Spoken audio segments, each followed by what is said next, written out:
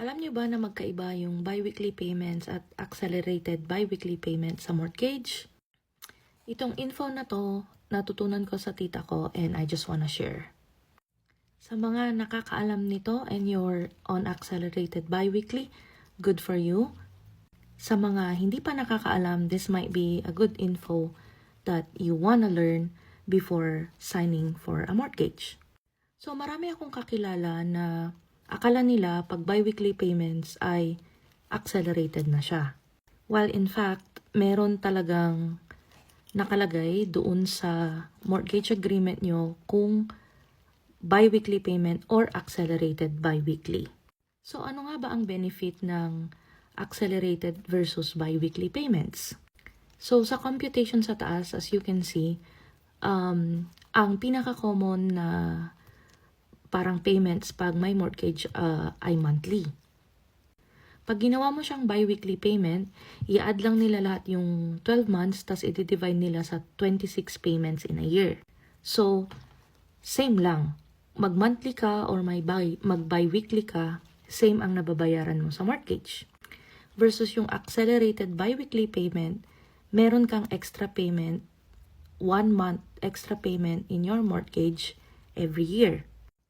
So here is an example computation kung magba-bi-weekly ka or monthly payments. Kung bibili ka ng bahay na 500,000 at 4.5% interest and your term is 25 years, as you can see on here, ang total interest na mababayaran mo ay 329,000.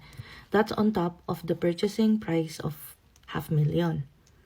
So if you start your mortgage on January 2024, your end date would be November 16 of 2048. Versus kapag nag-bi-weekly payment ka, same principal, same interest, but the term is cut to 21 years and 7 months.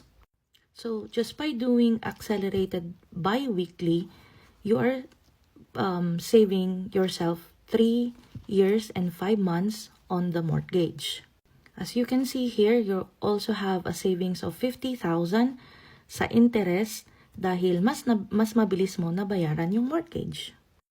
Depending dun sa total ng principal or yung mortgage ninyo, the difference between bi-weekly and accelerated bi-weekly is not that much.